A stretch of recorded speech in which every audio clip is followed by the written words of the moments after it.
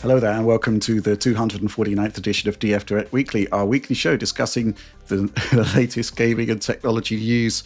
The countdown begins to the epic 250th episode coming next week, for which we still have no real exciting plans whatsoever. And if this week's news lineup is any indication, well, it might be a bit of a non-event all around. However, if you are a gaming developer or publisher and want to make a big splash on our big 250th episode, our DMs are open, as they say. But joining us to talk about just stuff, I guess, this week, first of all, John Lindemann, hello. Hey, Rich. Yes, indeed. This is, we don't want to sell it short. There's some good stuff on here. But, yeah, it's a slow week. Yes. And I'm delighted to introduce Alex Battaglia. Yeah, struggling, but I'm actually curious. Do you think we should celebrate the 250th or the 256th? Which one would be more in our wheelhouse? That's a good point, Alex. Yeah, powers. It's a good point. And also, it's not actually the 250th Direct because there's been so many specials and video casts. It's the 250th numbered one, though. So. Yeah. But what's in a number? Mm-hmm. Very special. It's canon. Yeah. We're going to celebrate it big. Yeah, are we? It's news to me. Okay. Well, let's just get straight on to our first news topic. Okay, so our first news topic of the week, we have a new CPU gaming king, as they like to say. The Ryzen 7 9800X3D was previously pretty much unassailable as the best gaming CPU money could buy. The only real competition was the 9950X3D, which basically doubled the core count, but didn't really offer anything more to gaming. We do now have a faster 9800X3D, and it's called the 9850X3D. And it's an interesting one because, I guess by definition, it is the new fastest gaming CPU. However, the way it gets there is simply by taking a 9800X3D, ramping up the power a bit and increasing the frequencies. So it's ever so slightly faster. AMD are talking about, I think, something like a 400 megahertz increase to clocks.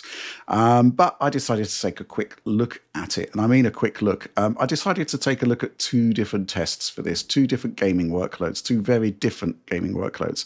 Cyberpunk 2077, I mean, obviously it's legendary, the benchmark game of the generation. Also extremely good at scaling across multiple cores. On the flip side, we have the aged Far Cry 6, which is kind of like, well, what can you say? It's so reliant on single core performance that, we should, in theory, expect to see the CPU stress test in different ways. And let's bring up the visualizations here. We're going to start off with Cyberpunk, I think. And just to give you a quick idea before we go into the performance numbers, because they're not very interesting. I was quite happy to put this visualization together because for the first time we're plotting frame rate, frame time, and PC latency. There's a lot of confusion amongst users that latency is frame time, and it's not. And you can kind of see how there's an interaction there, or rather a relationship between frame time and PC latency, but it's not the same. And we've also got those all-important core clocks in the middle there. So along the top there, frame rate, core clock, and PC latency. Let's begin by talking about Cyberpunk. And we're using 6,000 megatransfers per second, CL28 G-Skill memory here. I did it at 1080p, 1440p. There's really, you can see that there is a considerable gulf in clocks. It looks like it, but it's actually on average about 250 megahertz. And you're getting, it is basically like just 2-3% difference between the 9800 and the 9850X3D. So it's kind of like a technical win. And if you're actually looking at the frame times there, there's so much, it's not like a GPU limited frame time. It's kind of a bit all over the place, as you typically are when CPU limited. I really think you'd struggle to tell any difference between the two processors. Just in the way they present, it's very, very, very similar. There was a slight degradation in terms of the performance delta at 1440p, but again, it's like it just lops off a percentage point. There's really nothing to it there. Really quite dull, I'd say. And that is our lead news story for the week. Yeah. Yeah, Alex, thoughts on Cyberpunk? Well, for this game, this is one in the past that I've used for CPU scaling, much like you described as earlier, because it was one of the few that could actually scale to multiple threads and cores. It would actually well utilize things like hyperthreading, which we see sometimes cause performance degradations in other games. Yeah. And in this case, we have a hyperthreaded processor that probably gets its best frequency scaling the lower amount of threads that are used, as would be typical. And in this case, you kind of end up seeing almost homeopathic levels of performance increase across the chips here, which isn't actually, in my opinion, a very convincing way to debut a product. I mean, it reminds me actually a little bit back in the days of like the early 2000s when you'd see variations on GPUs like the X850 or something like that, or the 7950 or something like that, just that had tiny core clock variations that were released a couple months later. That's really what it reminds me of here. Yeah, and let's have a quick look at Far Cry. We don't have PC latency as a metric on there. It doesn't support NVIDIA Reflex. So it's just good old frame rate and frame time. Just a 3.2% advantage for the 9850 X3D over the 9800 X3D, 9850 X3D versus 9800 X3D. Ultra settings, native 1080p, exactly the same at 1440p. And the other thing, of course, about this is that, I was using an RTX 1590 for removing the GPU limit here. So the fact that at 1440p we're at the same again, it's kind of, it just goes to show how slight the difference is. Which, I guess, okay. I mean, I think the bottom line is that the 9850 X3D is more expensive than the 9800. And there seems to have been reports of a kind of launch tax added to it as well. You don't, either of them are still excellent processors. So you don't really need the 9850 X3D, but there are people that kind of like best of the best stuff, totally, want the best. And this processor is there if they want them, if they want that, of course. However, there was something else that I wanted to look at here because AMD made a remarkable claim for the 9850 X3D, which I think would apply to X3D processors in general. They were basically claiming there are minimal differences, FPS differences, by pairing the 9850 X3D with slower memory. And we got this interesting bar chart here. They reckon over 30 games, there's just a less than 1% difference between DDR5 4800, which is like base level stuff, and DDR5 6000, which is basically the optimal choice that you can have for an X3D or even a Ryzen processor, just generally on DDR5. I can't believe this. I just didn't believe it because I went back and checked Will's 9800 X3D review where we've got some RAM scaling tests in there. And guess what? There is a difference.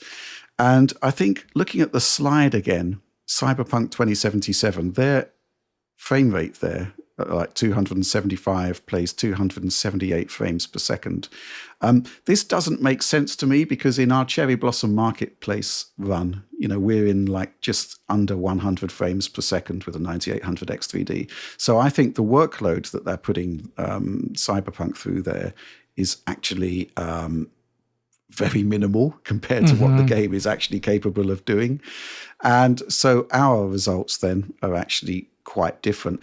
There's like a 10% delta in performance between using DDR5 4800 and the top end kit that AMD actually supplied with our review sample. That's 10%. That's 9% more than AMD is saying. Which isn't great. You move up to 5600, however, which I'd still consider to be kind of like entry level stuff for DDR5. That actually dropped to 4%, which is quite pleasing, I think, especially in a workload as challenging as this. But the really interesting takeaway is that between CL28, if we at 6,000 megatransfers per second. The difference in latency, CL28 versus CL36, I actually input timings from a kind of more mainstream Corsair kit for that. Exactly the same. So I'd say that it looks as though X3D might be latency tolerant in Cyberpunk at least, However, it does like frequency. Thing is, though, even if you're 10% slower with a DDR5 4800 kit, you're still a long way away from a non-X3D processor. So it's all about the nuance, really. However, to back up AMD's claims, I ran the same test with the same frequencies on Far Cry 6, and there was no difference. It's one of the first times I've ever seen a benchmark where across all of the entries there was a delta of just 0.5% at such high frame rates. So there is maybe, Far Cry is more cache friendly, I guess, than Far Cry. Yeah, Far Cry more cache friendly than Cyberpunk. But those claims just don't really hold water, I don't think. And I think there just needs to be a bit more diligence put into benchmarks you put out. I'm sure that in AMD's testing conditions it was the same, but it's not really a great CPU test. What do you think, Alex? Yeah, basically here, specifically in regard to those frame rates that they're showing for Cyberpunk 2077, there are areas in the game that will run as well as they show there. But I don't think they're actually representative of the core Cyberpunk experience, which is typically actually traversing through the open world, getting to your next mission location and whatnot. And that has always been, basically since launch, a CPU killer. Yeah. And it's, that's why the Cherry Blossom is such a great test case, I think, because it shows one of the worst CPU areas of the game, but it's still largely representative. The game is not running at 200 FPS constantly or something like that. It's not the case at all. So like maybe in the desert it is, in the opening, but that's about it. But regarding memory scaling, I'm actually probably happiest about the results between different latency factors here, because when you're buying a new PC, which we'll be talking about later on, one of the core things you can always see, and it's always been this way, is you can get the thing that is known as being slightly better in some way, and you get a high level of FOMO, like you want to buy it because everyone says it's the best thing to pair with your ultra high-end kit or your best for your kit, the most tuned for your kit, or something like that. And you feel like you're leaving a lot on the table if you don't do that. And I think if one of the most hardcore CPU benches that we have shows essentially no real difference between a CL28 and a CL36 kit, I think that shows a lot of users that you can save quite a bit of money, especially nowadays when RAM is so expensive, on getting the essentially the kit with a slightly higher level of latency, and you won't be missing out much on anything at all. In fact, then you could use that money for other aspects of your rig, better cooling. You can get a better GPU at that point. It's seriously, the difference in RAM prices are that much that this could actually be a factor. So I feel like that is the best part. And regardless of what AMD says, that's an interesting part of your test here. Yeah, I think the other thing we both noticed, Alex, is that the frame times were actually quite a lot spikier with the 4800 kit. Yeah, so that's one thing to know. It is nicely relieved in red here, but you've measured this before occasionally in the past in other titles when going between high frequency and low frequency kits, which was a surprise to me. And I would love to see that examined more in the future in any capacity, because it is slightly surprising. Obviously, there is variability between tests, but if it ends up showing across more titles, especially multiple runs of the same thing, like we could get that out there, I think that'd be excellent information for the audience. Mm-hmm. So, John, you've got a 9800X3D that you haven't actually integrated into a PC yet. 9850 X3D comes along, and there could be the sense that maybe you're missing out on something, but probably not. No. Not really. Not at all. Actually, looking at the benchmarks, I mean, I guess if you really want to push to the limit, then yeah, maybe go for it. But I feel like this doesn't move the needle at all for me. No. And that's good and news. that is good news, because I'm looking to build up another little system around this that's I can use for gaming and capture, that's a bit more portable. Yeah. And the reason you haven't done that yet is because the price of RAM is stupidly high, right? That's the problem, right? Like, I got my hands on it and was waiting to build it, and then it's just prices went nuts. Not just RAM, but storage as well. And it's just, the whole situation is crazy right now. So I've kind of been looking at, like, what is the best option for building a PC around something like this? in 2026. Yeah. Mm-hmm. Yeah, my goodness. Yeah, we'll talk about that shortly because it's not easy. I think it's fair to say at this point. It's That's far the more problem. difficult It's than it not should easy. be. Yeah. But just to round up on the 9850 X3D, it's kind of, Halo products are typically associated with diminishing returns. I guess the classic case would be, back in the day where you had like a 2080 Ti and the Titan equivalent. They basically were exactly the same, except that one was like vastly more expensive than the other. You got more memory with it, of course. But that was kind of about it for gaming. So Yeah. I don't know why they've done this. I mean, I guess we need something to talk about. Yeah, keep yourself in the headlines. Even slightly negative press. Like I was just yesterday watching De Bauer's review about this, and his headline was really funny because he said you almost don't need to watch the rest of the video. Essentially, he said that's about it. And he said it's like maybe on average at best 4% better or something like that, and you get 20% higher power utilization, which I think actually as a long-term investment, if you were running this thing constantly, that would actually be a not too great proposition for your wallet, because I at least in Germany, electricity is kind of expensive. You running this thing constantly more than a 9800 X3D, which is probably far more attuned to the performance efficiency curve there for power. Not a great proposition. So maybe this is out there because AMD didn't otherwise have much to talk about until they release things that are further down the roadmap. Yeah, I think if you've got a gaming PC, then 9800 X3D is still pretty much the chip, really. Yep. However, for my use case, the 9950 X3D, I just need more than 8 cores, right? So there is a 16-core thread variant. And there has been rumors this week, again, of the dual CCD version of that. So you'd get the 3D V-cache on both of the CCDs. I'm still not quite sure what the advantage of that would be. But apparently it's quite funny. There was some sort of ASUS broadcast where there was a folder on their desktop that had like 9950 X3D2, which is like the name of this processor. And everyone's thinking, well, that's it. ASUS has confirmed that this processor is coming. I think it was Hardware Canucks just posted on Twitter saying, what if it's just their second benchmark run on a normal 9950 X3D? and it's not actual confirmation at all. I'll be interested to see which way that plays out. Yeah, I mean, what can I say? It's an interesting situation that actually it's AMD's marketing on the memory side of things that caught my attention more than the actual benchmarks of the new product itself. I think you're on sort of dangerous territory because there's going to be plenty of data out there already that shows RAM scaling with an X3D processor. And, I could just look at this bar chart straight away and say, well, actually, look, we've done the legwork in the past, and we can see that there are differences with this different memory with this type of processor. So, yeah.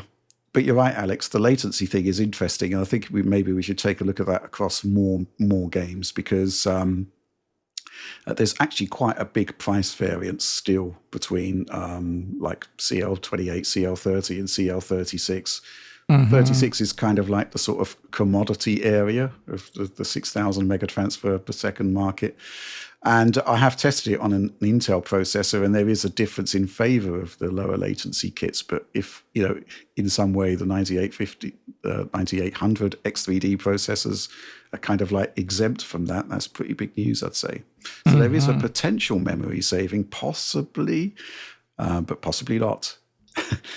We just have to wait and see. But with that, let's move on. Okay, so we're going to expand out the discussion a little bit here because I did an article last week on the DF website, maybe the week before, about the fact that it is still possible to basically build an affordable, I'd say a sort of mainstream level PC. There are massive levels of caveats that we need to attach to it, though.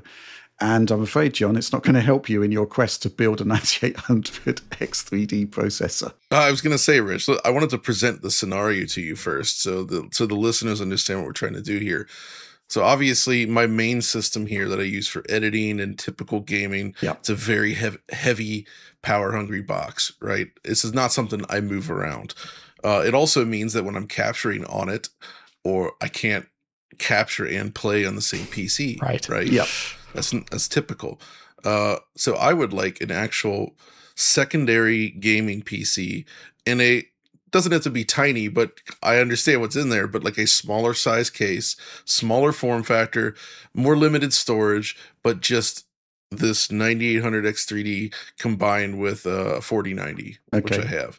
The 4090, of course, makes it difficult because it is gigantic and puts out heat. But, like that's the kind of system I want to build. I want something that I can pick up and move to another spot, something I can plug in for capture. And right now, just with the prices where they are, it's proving very difficult to find all the hardware that I need. Yeah. So what would you do in this situation? Well, we'll talk about your situation first, and then we'll talk about a more mainstream rig, because they're two very different propositions, right? And so let's first of all talk about the form factor of your machine. The problem is, I mean, you've got like a 4090 Founders Edition, which it's a beast. Yeah. I think possibly your route forward is, I don't think you can have a very, very small PC, because just the thermals on the 4090 are going to be quite frightening. Let's put it that way. I think you just basically maybe need to go to PC Part Picker to choose a case that would actually fit it. And there is still of a reasonable form factor. I'm sure there's possibly some kind of mini tower that you could do there. And then I guess you need to choose whether you're going to go for a full-size ATX board, or possibly a micro ATX. I don't think the mini ITX, that's maybe if you've got like a larger case.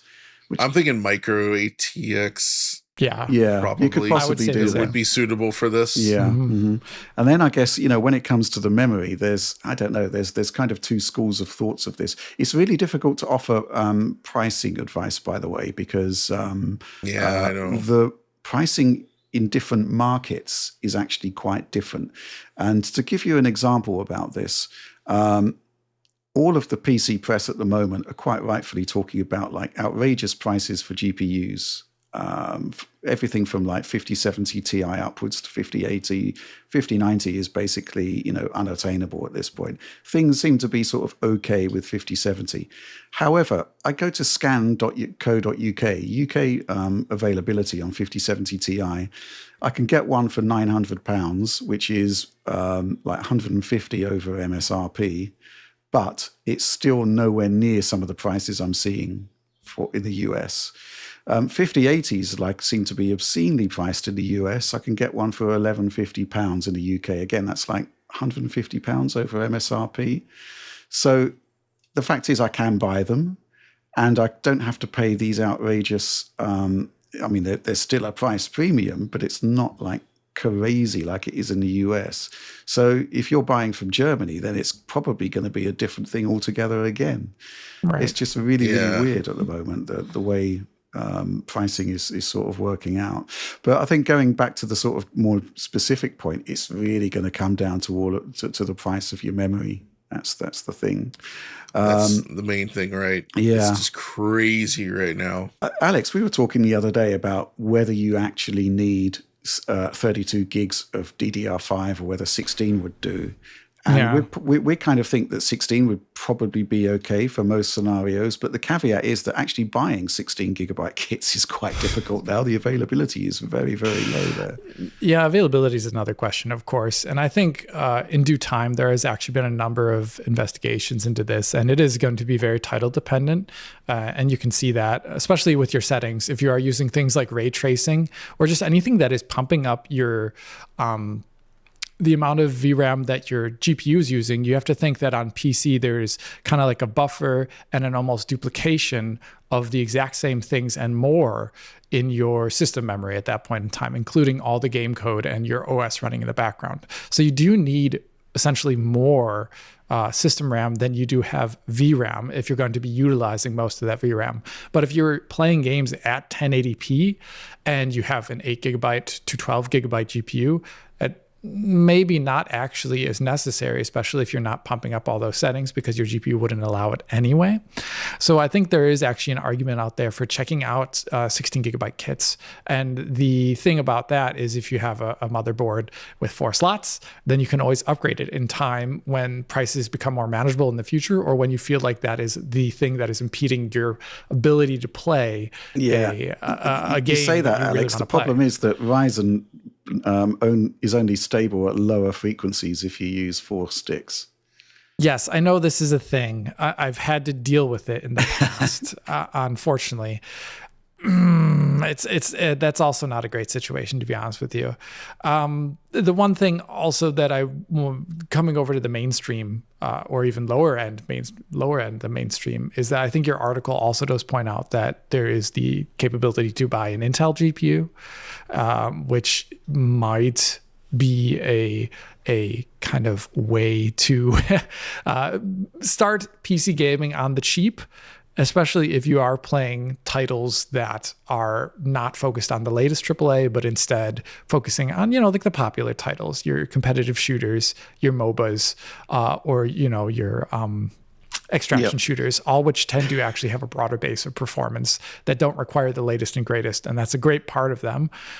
So I feel like there is still a viability, as your article points out quite well, of getting a PC and having it be somewhat, have a good price performance there. But as soon as you start wanting to invest, like John is, in a new ultra high end kit in some way, I actually start thinking this is not the time to buy for a lot of things. And I don't know when that would be in the future, unfortunately. Yeah, it's tricky, isn't it? And I think it's only going to get worse the longer the year continues. That's a shame. Yeah. Memory-wise, I mean, it does seem to be the case that on Amazon UK, at least, you're looking at like about £320 or thereabouts for a 32 gig, 6,000 mega transfers per second kit, which is obscene. But at the same time, you then look at like the more speciality orientated memory, for example, 6,400 mega transfers per second, and you're now up to £400. It's like just crazy stuff, really.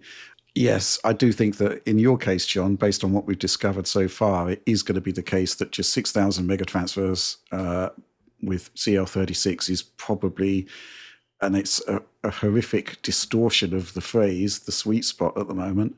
Oh gosh. Yeah. So yeah, that's you've got some choices to make. You've got to basically find the case that you want that is still portable but can house a 4090. So that's the thing, Rich. Actually, I forgot about this, but one of the cases. So my favorite case maker, and the one I usually get from, and I have one right now, is Fractal. Right. I love their stuff. Like, really, I love the designs and the materials. The Fractal Terra is very tiny and beautiful. Mm-hmm. And I've seen a lot of people doing builds around 4090s. Really? In that thing. Oh, yeah. It's very tight, but due to the way the case is designed, it has good airflow, and the thermals seem okay. I would love to do a build in that. And that might be a fun challenge, is trying to make a really tiny little machine like that. But because it does indeed work with a 4090 FE, this might be a fun challenge. Right? Yeah. It would look beautiful, but it would be really tight. And it's mini ITX, of course. So like we're talking tiny little board here. But I don't know. What do you think? Worth trying for? I'd see how other people have got on with it, but it sounds like it's doable if you're saying you've looked into it. Yeah. There's a lot of people that have done it. A lot of YouTube videos as well showing this. It's really, really interesting. And if you've seen the Terra, it's a gorgeous little case. Mm-hmm. Oh, really, really cool. Good looking. Yeah. Mm-hmm. Let's move on to like a more what can we say, entry level? I say entry level, sure. But it's still actually in theory going to be right up there with the consoles, if not faster, if you put in something like a 5060 Ti or a 5070. The main takeaway that I discovered was if you're going to be building for yourself and you still want a reasonable build cost, the issue is that you're basically needs to look at DDR4 memory, which automatically limits the life of your platform, right? Because every all of the new technologies are on DDR5. And that's problematic. So you've got to kind of accept that your upgrade is going to be, your upgrade options are going to be very, very limited. But you can still get 16 gigabyte kits for like under £100. So that's okay. The boards are cheap. We would consider either Intel or AMD. The thing about Intel is it looks like the cheapest of the cheap boards, which you could use with something like a 12400K, 12400F. They do support PCI Express 4.0, where it looks as though the entry level Ryzen sort of top out at PCIe 3. If you're using like a sort of modern like a 5060 or something, you kind of need PCIe 4.0 simply because the bandwidth is already constrained on that card, and putting it in a 3.0 setup isn't great. I've managed to cost out something for about £600, 670. I think that included an Intel GPU, the B570. In the UK, at least, you can buy it for under £200. You can buy it, or at least you could last week. You could buy it for like $200. I mean, it's kind of like an out there choice, but there's a lot to be said for Intel at that price point, specifically because you're getting a 10 gigabyte card. And it really does seem to be the case that there's definitely a difference in the experience between 8 and 10 gigabytes of VRAM. 8 is just too constrained, but 10 is just about okay. Right? Yeah. And especially for a GPU of that sort of class. So I think I spec'd out a full entry-level build of about £670. The thing is, though, that there are other options. And somebody pointed out that Lenovo was selling like a desktop for like $650 with a 5060. And that was like amazing. But obviously, because it was such a deal and it was using a DDR5 based platform, it just disappeared from the stores immediately, pretty much, because it was just like an outrageous deal. But I think the other thing you need to do when considering any kind of build at this point, especially if you don't have any existing components, is to actually look at the pre-builts at this point. It's crazy. Yeah. I mean, I was reading yesterday that a new wave of 5090s sold out in Germany or Benelux, I think it was, for €6,000. I saw that. That's completely crazy. Don't buy a GPU at that price, people. Don't do that. Come don't on. do that. And that's ridiculous. And I was thinking to myself, why don't if you, let's say you absolutely must have an RTX 5090, like your life depends on it. I've seen pre-builts for like much less than that, and it's the whole PC with a 5090. Obviously, it's not your choice of 5090, but it is a 5090. That's the way to go, I think, for sure. So I think regardless of your budget, you should be looking around also for pre-built costs as well. If you must have a DDR5 based platform, because sometimes weird things can happen when you're dealing with volume suppliers like Dell and Lenovo. They operate on completely different supply chains than you and I. So sometimes there is going to be like some interesting bargains there. But man, my takeaway from all of this is it really shouldn't be this difficult, right? Mm-hmm. It really shouldn't be this difficult. And I'm just looking at prices here, and I'm like, the 4090s are selling for more than the MSRP of the 5090 now. Yeah, that's disturbing. This is really out of control, man. I mean, those 4090s must be used, right? Because they mostly look used. Yeah, crazy stuff. I was thinking, actually, I was looking on eBay the other day, and the Dell Optiplex Mini Tower, right? These things are like produced in their millions, and there's like a vast array of refurbished units on eBay. You can get like an i7 8700 based system for like £200 with 16 gigs of DDR4. Man, I'm tempted to buy one just to see what it's like. Just to see what happens. I mean, the 8700, it should be sort of like circa Ryzen 3600-ish, possibly better performance than that. In fact, Alex, it's quite ironic that you're still sort of using the Ryzen 5 3600, whereas back in the day you were using alongside it an i5 8400, which often outperformed it. Yes, it would be interesting to see actually how much that hyper-threading is making it a better machine, if at all, anymore. Because as I described earlier, there's not many games that actually take a great advantage of hyper-threading. But sometimes just having even just other threads running can prevent things like a stutter from popping up that would otherwise be there. So there is actually a nuanced maybe look into that. When you're talking about this, I actually do think looking at pre-built is actually not a bad idea for many people. Just at least to when you're surfing the web and you're on your PC part picker equivalent website, you are actually think of building everything, kind of ad hoc.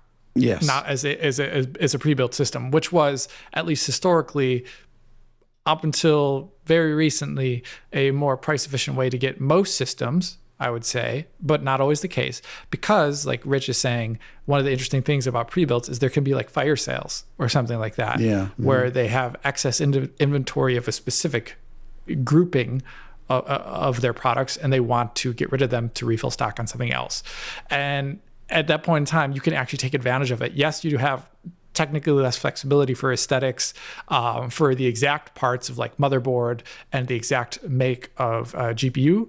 But at the same time, you could have a higher level of price efficiency there, which I think at this point in time, if you're going to be looking at getting a new PC at all, unlike in the past, you actually have to be pretty darn careful about what you're buying. Otherwise, you're just wasting a lot of money. And yeah, I think looking at the pre-built, as sad as it is, because I do like the idea of putting together your own PC and that wonderful learning experience as a part of it, as well as, it becomes something that you think you built yourself, right? And that's kind of, like the product of your work. It's actually a nice thing to have.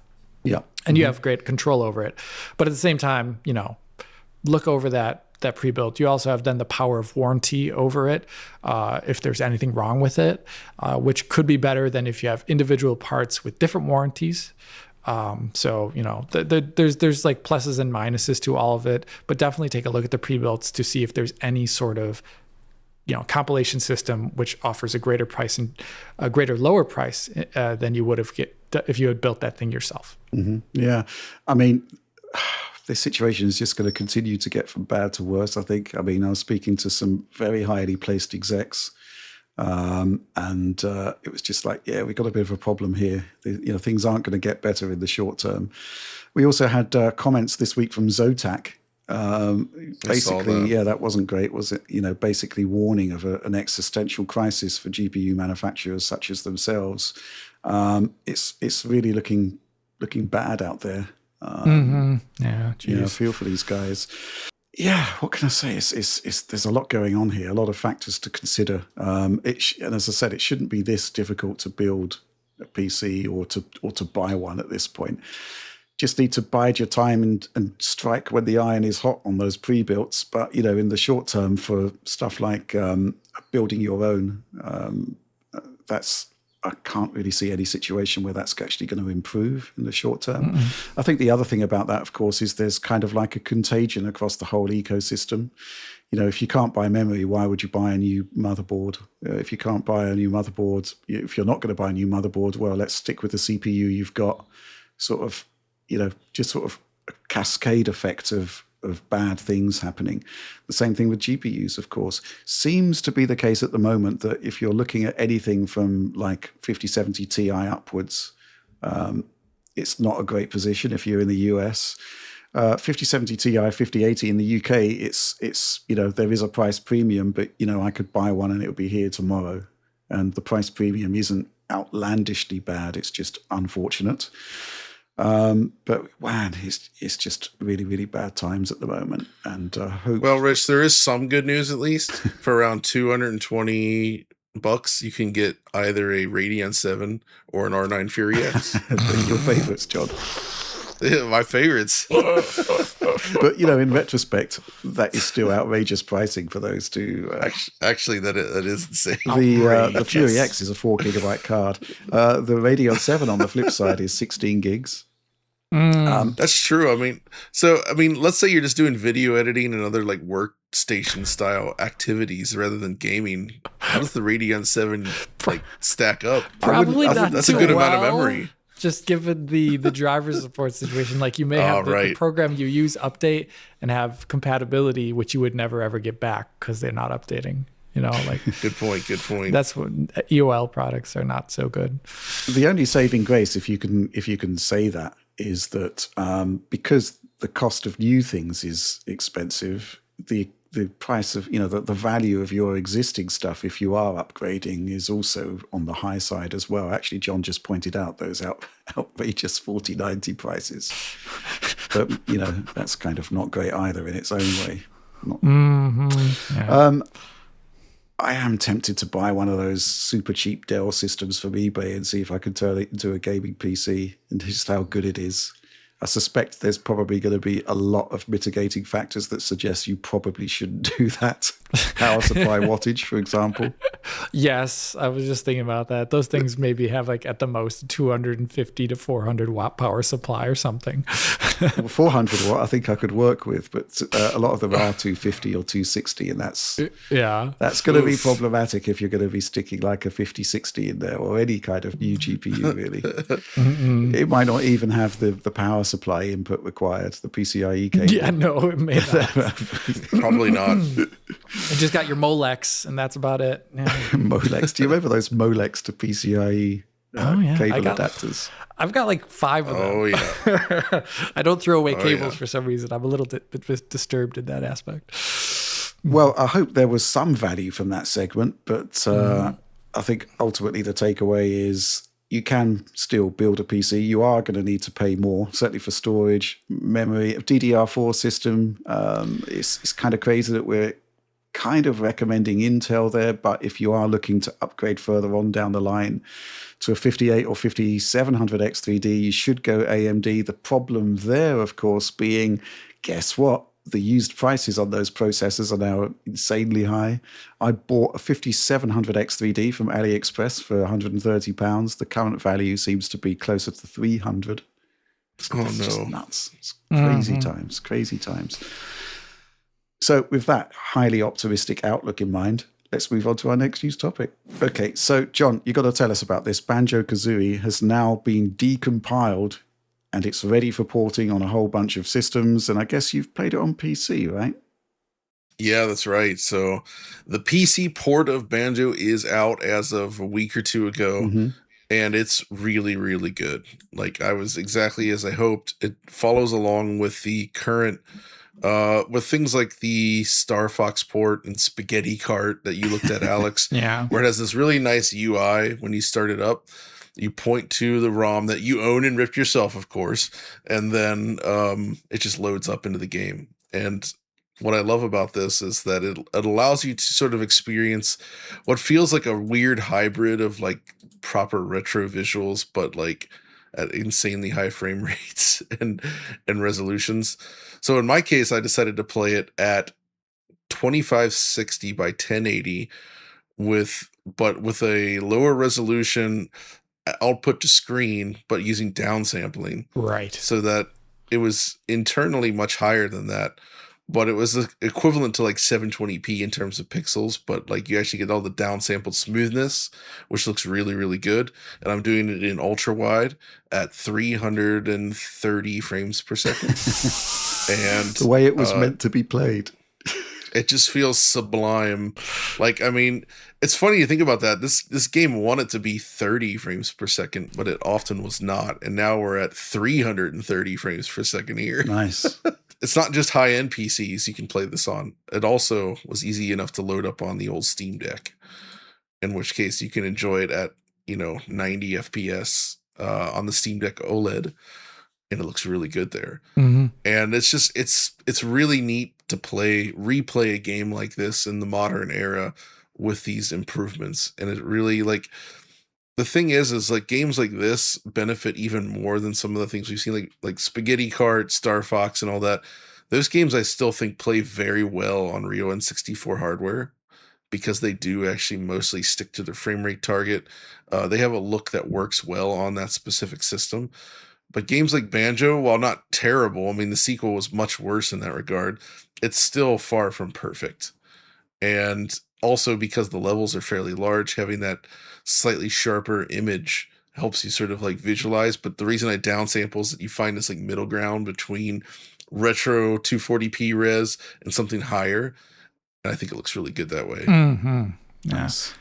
That's the way I'd play it too, John. So with this recompilation effort, which I think is very impressive, and the rate at which recompilations and decompilations coming out, it just seems to be increasing over time. And there's more, more projects spawning all the time, and which I really love. But here, a person that I've contacted in the past regarding recompilation efforts and even decompilation efforts has been Dario Sama.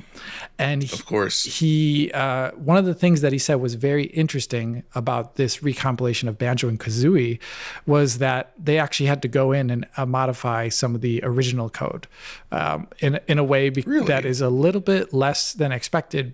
And it makes sense, though. Basically, apparently the original game used CPU skinning. So to move the game's characters via bones, essentially inside the character, they would do that, which not every game at the time period, as John has talked about in many videos in the past, many didn't actually use skinning.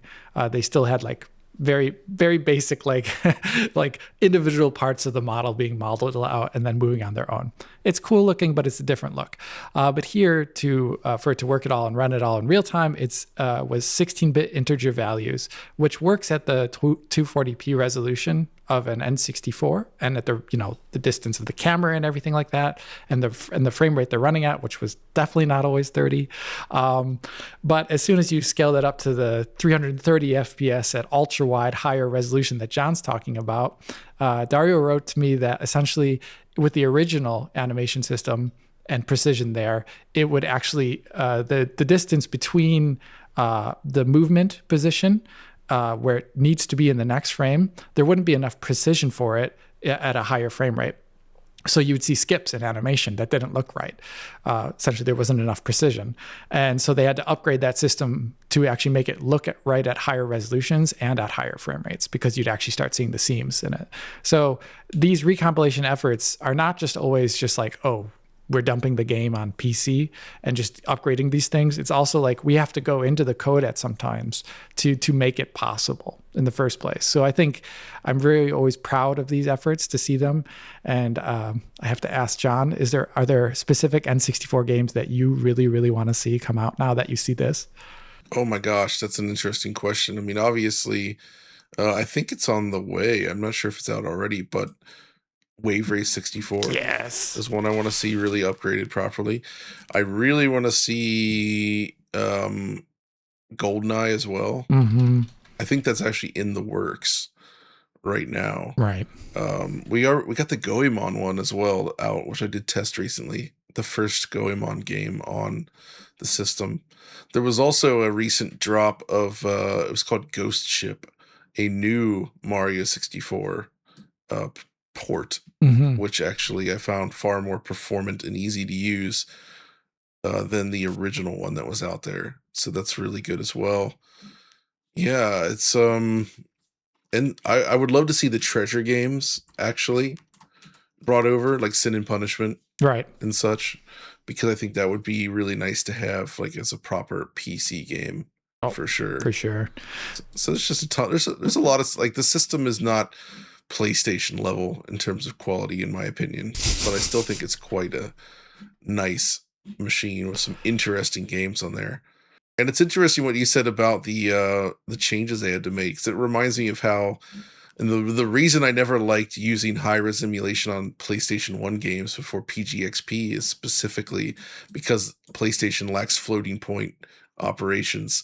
And so everything moved between like a fixed pixel grid. So like based on the resolution of the game. So at high res, you'd actually see like polygons like skip like this between the grid. Mm-hmm. And it was extremely jarring, but PGXP obviously was designed to solve that. Is there any interpolation required on Banjo there, John? I believe it is interpolation that it's doing. Like I don't think it's like running the game's internal tick rate or physics at 300 something frames per second. It's the same with like how pretty much every version of Doom is still running Doom at 35 frames per second. They're just doing like matrixed interpolation stuff of some sort to actually make it look like it's running. It does effectively work. It feels like you're running at a super high frame rate, even if internally the game logic is still 35 frames per second. And that's kind of become the gold standard for a lot of these old games, because when you try to update the tick rate and like the way the game logic to run at really high frame rates, things can break and get weird sometimes. It's really difficult to go back to these old titles. Mm-hmm. Wow. Yeah. So do you recommend checking this out? I mean, what other features are added? Obviously, you've got your ultra wide, you've got your unlocked frame rates. Is there anything else that is it like fully modern? Is there like a sort of standard feature set now for these PC ports? So from a certain group, yes, you get that same sort of like beautiful UI design, and it lets you adjust things like before starting or on the fly. And it does have a lot of the nice quality of life features that you would expect both from the visuals and the controls. For instance, there's a right stick camera now, Right. which if you think That's a back, the big deal. N64 did not have a right stick. You had the C buttons, but it wasn't the same. This actually has a proper full analog rotatable camera now. So it ends up playing far more like a modern game, which is really, really cool. Those types of features, very, very important, and not something you really normally would see with emulation, right? No. And actually, this is a really broad topic, and I think on an upcoming episode of the DF Retro Super Show, we're actually going to dive into this, not just N64 decompilation ports, but like everything, because there's a lot of these things happening around the industry right now, or the homebrew industry, where we're getting just like awesome PC ports of games from other systems. Like just a hint at a couple that I really, really like. There was the recent Super Mario Brothers Remastered, which is full of like crazy mods and like art, and it's like ultra wide, ultra high frame rate that makes it feel like a brand new game. There was that Link's Awakening DX HD port that lets you do like 1-to-1 pixel mapping so you could see the whole island at once. And they designed it so that the game would be active. If the whole map was visible, every enemy, everything in the game was like active at once, which is super, super cool. Sonic 3 and Knuckles, or Sonic 3 Angel Island Revisited, I was playing with recently, and it's a widescreen, ultra widescreen version of Sonic 3 and Knuckles that you can run with interpolation at ultra high frame rates. You know, stuff like this is just really, really, really cool. And there's so much of it to discuss. Nice. Okay, I look forward to that. It's obviously a lot to get into there. Oh, yeah. But with that, let's move on. Okay, so I really love a good hardware mod, and this one is really, really interesting. Basically, I picked up the story from Video Games Chronicle, but Reddit user We Will Make It Now has basically made a portable PlayStation 4 7-inch OLED screen. It looks really, really cool. It also looks like quite a hefty unit. The salient points are that basically it is a fully featured PlayStation 4. It's based on a PS4 motherboard. And yes, that screen supports 1080p resolution. You can also attach an HDMI output and actually play it on a screen. So it's kind of like Nomad-like in that regard, John. Just like the old... That's awesome. Yeah, absolutely. And, well, you know, he's had to basically design a new cooling system because that APU can actually get quite hot and quite power hungry. It's a 16 nanometer FinFET processor, I believe. To give you some idea, I mean, it might not be immediately obvious just how big it is. So I've actually got here a PlayStation 3 Slim motherboard. So it gives you some idea of like, this is like the base dimensions that they had to work with there. Powered for on a PS4 Slim, I've seen it around 80 watts. So this active cooling system, active temperature management to properly handle the PS4 APU underload, that's going to have to be significantly meaty. But man, I just love the idea of having like a fully portable PlayStation 4 there. And I kind of think that maybe we're getting a preview of sorts about what's going to be happening with the PlayStation handheld that we're expecting or hoping for, rather, you know, in the current state of the hardware market. Who knows what's happening at the moment? But, you know, the way things are going with backwards compatibility and the fact it's likely to be on a 3 nanometer process node, I think the PlayStation handheld will support full PS4 backwards compatibility. I think that would be awesome. eminently doable. And if it's, and by the way, Rich, one thing you didn't notice is that the motherboard that you held up, it's fairly large, but he actually cuts it. really, So he modified the board, so it's actually much smaller than that. Yeah. So Oh it's my not goodness. just shoving that board in there. I would actually say the size looks, from the front, it looks like a typical handheld PC, but it's much thicker. yes, Which in turn makes it look like he's basically holding a giant aftermarket cooler based GPU. Yeah, it does. Like a typical partner GPU, right? With the fan on the back and everything. the interesting thing here is that they're talking about battery life of 90 minutes to 3 hours, depending on the game. And I dimly recall trying one of the Assassin's Creed games on a PS4 Slim, and it was about 80 watts. So to get 90 minutes, that's quite impressive. I mean, I'm assuming like a minimum 100 watt hour battery. And man, the fan noise on that, I'd love to know how it actually works there, because we've just got like a very, very small video. But something which sort of struck me when I was going into my storage to pick out that PS4 Slim motherboard, right next to it was the Xbox Series S motherboard. And it's basically the same size. The PCB is a lot more dense in terms of components. But it's the same sort of similar power draw. I'd love to see a Series S handheld. You'd actually be able to play modern games on it. That'd be fantastic. Yeah, right. Whether it's viable or not. I'd love to see it, but we probably won't. It's going to be ROG Allies and that type of PC handhelds, right? For the future. The ROG Ally. Yeah, I mean, but, the Series S, basically hoses the ROG Ally X in terms of performance, or canes it, which is a particular canes it. I love that you like, an English verb that you enjoy. I'm an enjoyer of this. Yes, you're an enjoyer of the English vernacular. Alex, what do you think? Do you want one? I mean, no. No. Well, the thing is, like, when you're into handhelds like this, one of the fun things is playing games at like 60 from that era, and it's typically doable on a lot of these handheld devices. Oliver definitely does that. But as soon as you have a PlayStation 4 in handheld size, in spite of the vast library, a lot of the games are 30. So that's like one thing that's really working against this. But it is an interesting kind of homebrew experiment to show that it works and it's kind of doable, and surprisingly sleek, in spite of what is originally just, like a normal console.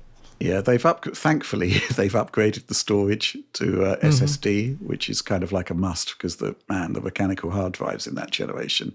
I don't know how we put up for it for so long. I also enjoy the total weight of the unit, 1.446 kilograms. So it's basically like up there with, it's heavier than a lot of those slim and light laptops. It is. So it's a bit of a brick there. But man, I love the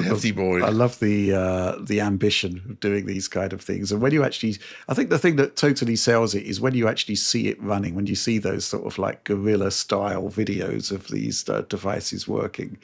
It's just absolutely fantastic. And who knows, once the actual PlayStation handheld comes along, I mean, if that backwards compatibility works out the way I kind of think it's going to work out, then yeah, I mean, the basics should be full PS4 backwards compatibility on that. Access to the entire library. No disk drive though, sorry, John. And beyond that, you'd be looking at like PlayStation 5 and PlayStation 6 games that would be adapted to run on that sort of APU. That's the promise, which I think, could potentially be a bit of a game changer for Sony there. And speaking of handhelds, obviously this week we saw some reviews from Panther Lake, Intel Panther Lake.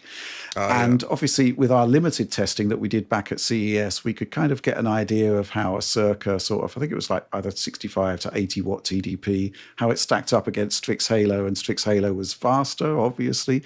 But testing by the Forks, my first go-to source for this sort of thing, was basically showing that the lower the amount of power you give Panther Lake, the more efficient it becomes. And there's a kind of crossover point, I think at the sort of 25 watt level, where Panther Lake is actually faster than Strix Halo. And obviously 25 watts is a great sweet spot for handheld power consumption if you've got a big battery, like 80 watt hours, that sort of thing.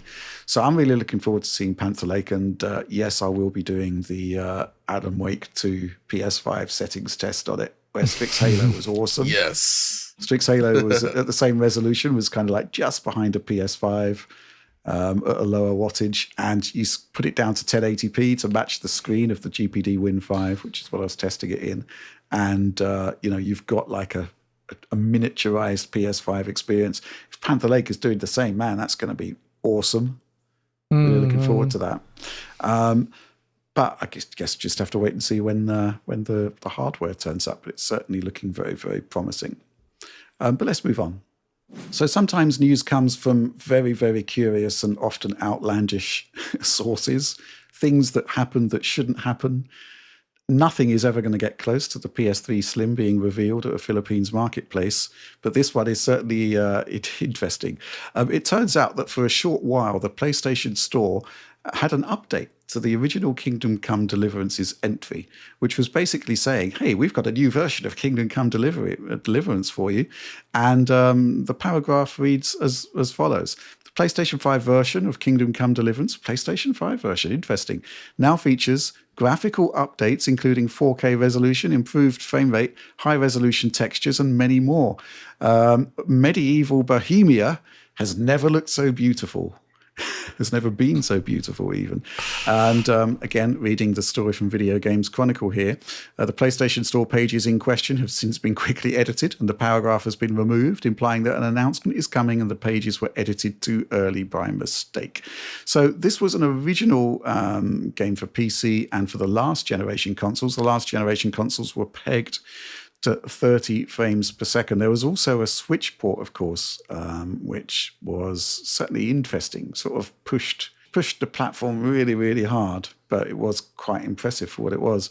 Alex, this is kind of good news, isn't it? If there's going to be a current generation port with 4K resolution, higher frame... I mean, when they say improved frame rate, the frame rate on the older versions is 30 frames per second on console, which kind of suggests some sort of either better lock to 30 FPS or maybe a performance mode, higher resolution textures. I guess a lot of this stuff would be backported from the PC version, right?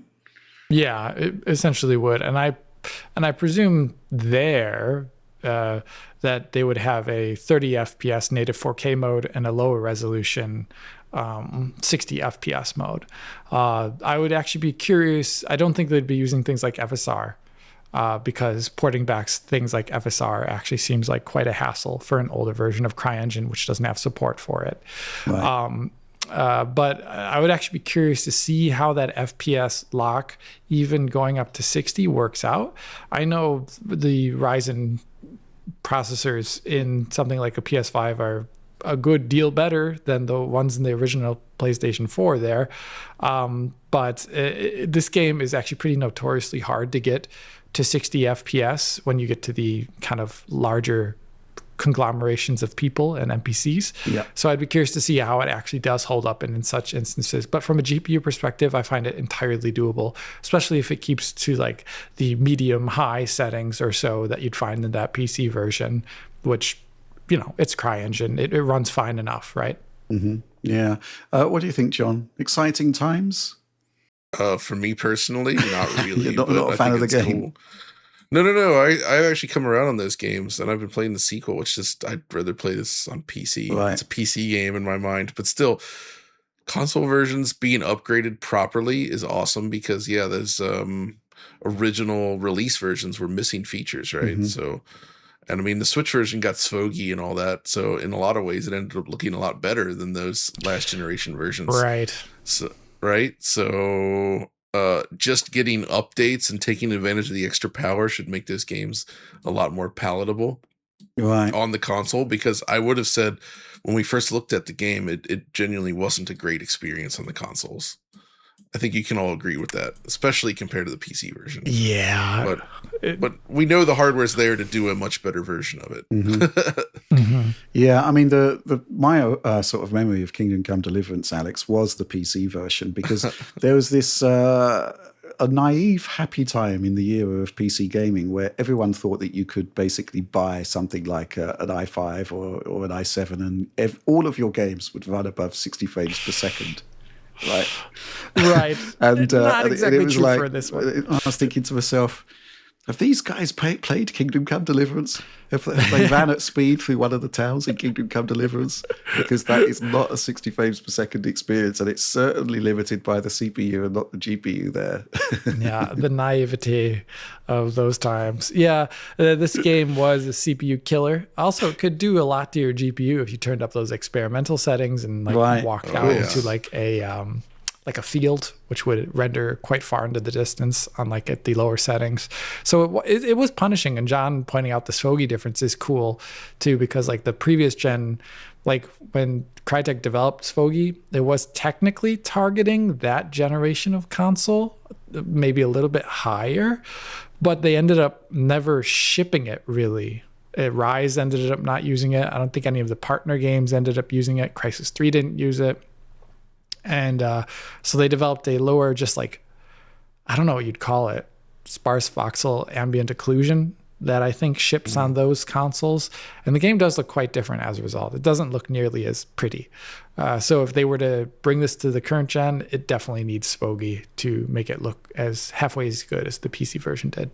Mm-hmm. Yep. Another memory that I've got of Kingdom Come Deliverance, Alex, actually, I think it was the first time I met you at John's house. Yeah. It was, yeah. Where we were experimenting with Kingdom Come Deliverance, and you just, basically brought up the command line and just typed in something, and then suddenly the frame rate just went down into almost single figures on that John's super high-end PC. I think wasn't it some sort of grass or foliage setting that you put in there? Yeah. Basically, he was also messing with the lighting coming in through the window, right? Yeah.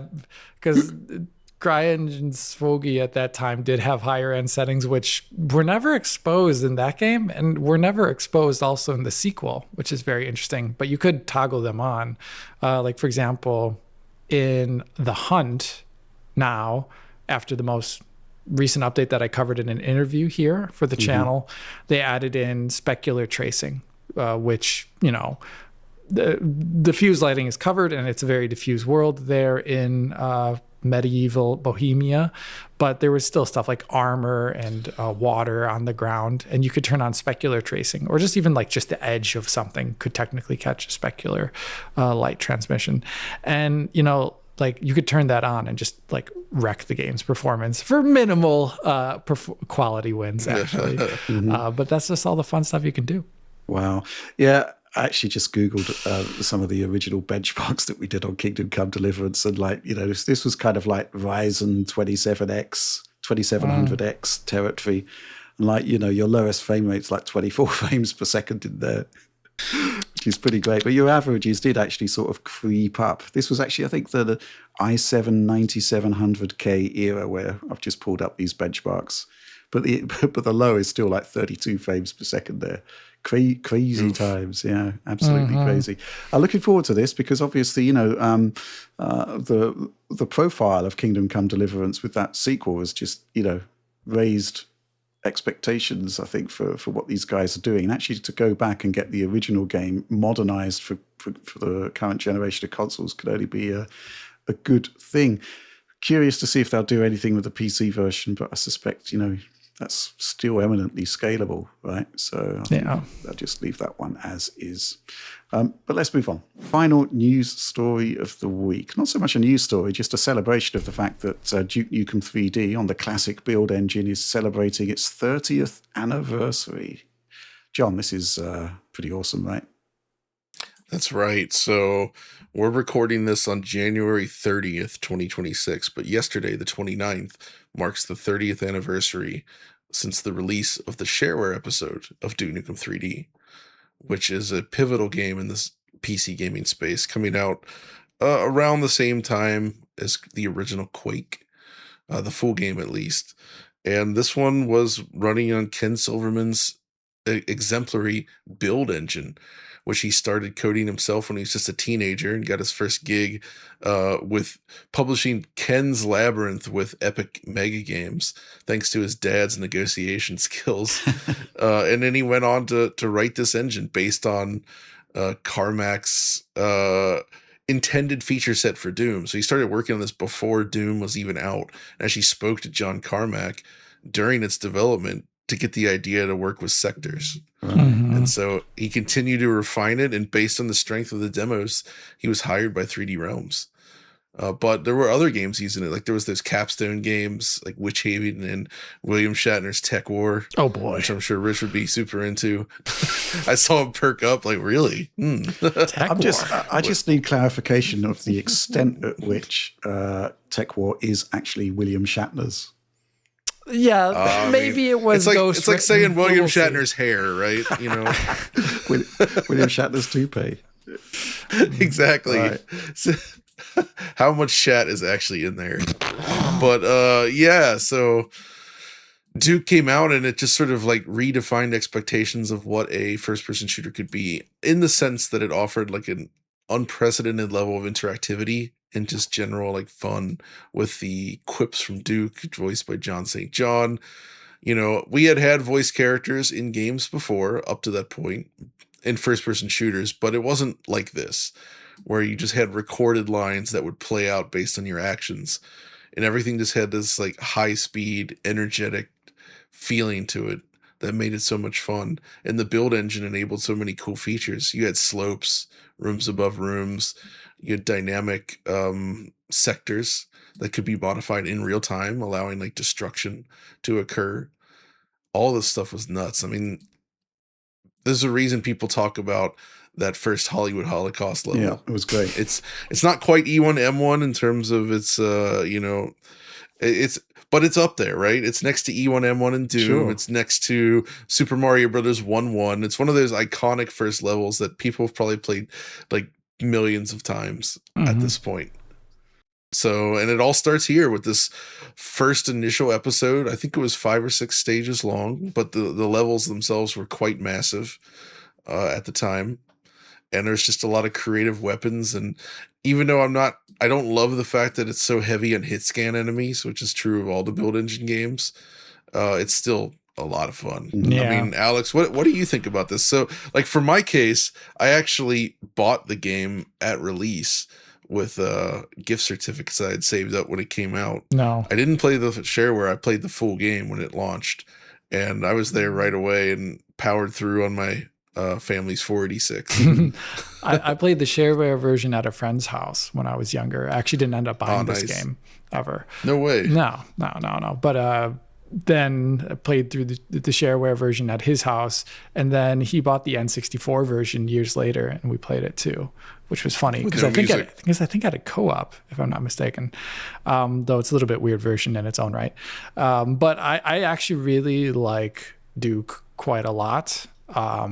It's definitely not up there with Doom for me. That goes without saying almost, but I do really love the interactivity. And one thing that John talked about is that like the level size is really cool, because it's not just like empty space, but it's usually super dense with like detail and secrets.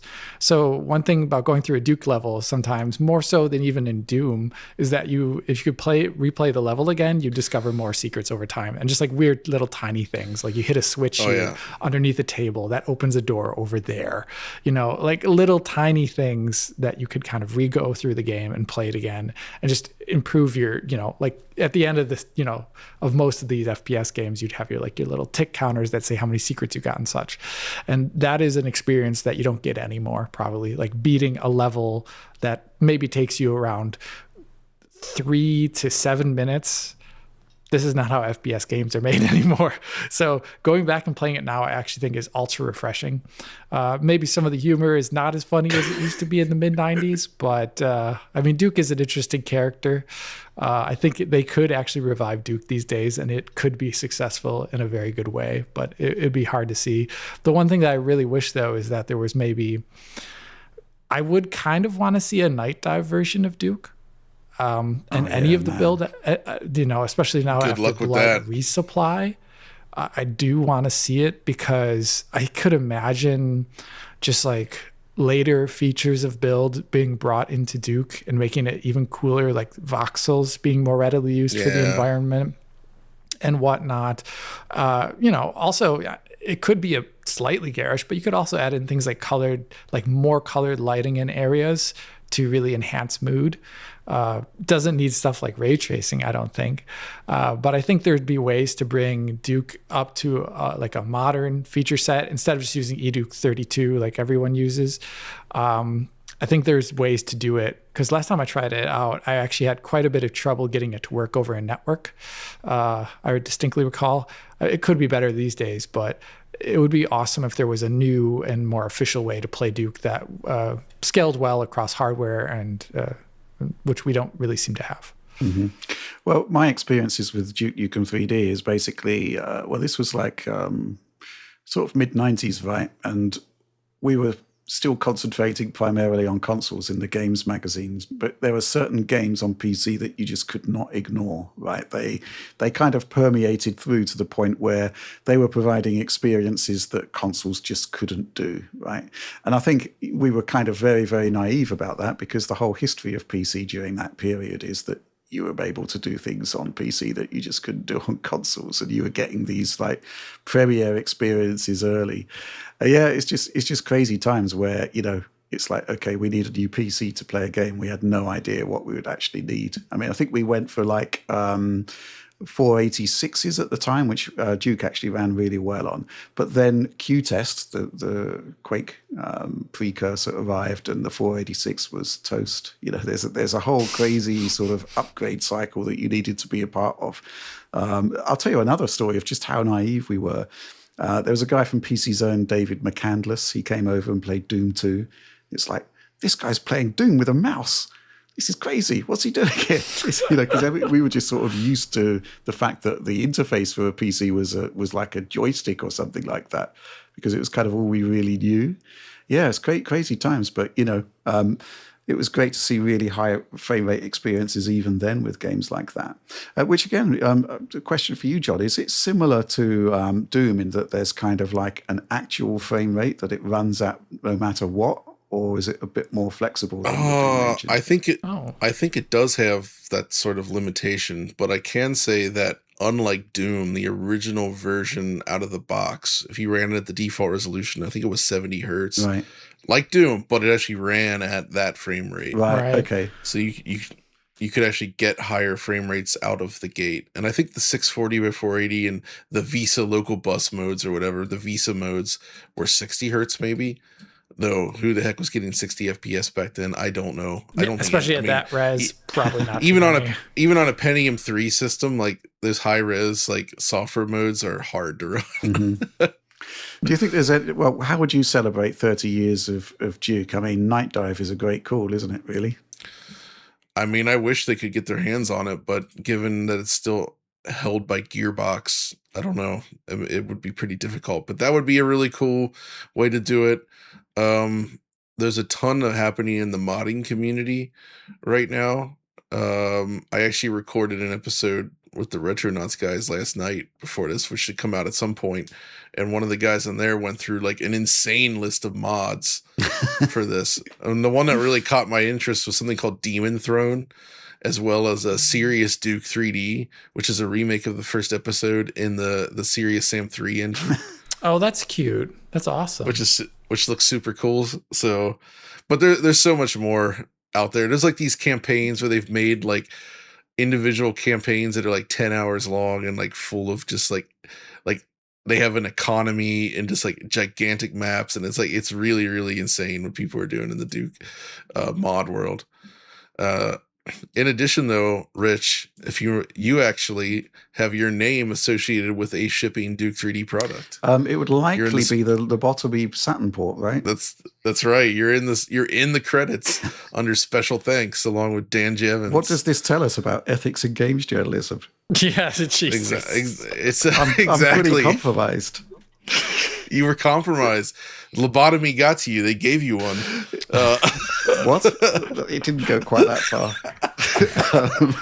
But what happened was that obviously Power Slave enslaved with lobotomy software. That game was just incredible for its time on the Saturn. Incredible. And obviously we wanted to tell people about it because the marketing was kind of not great. right?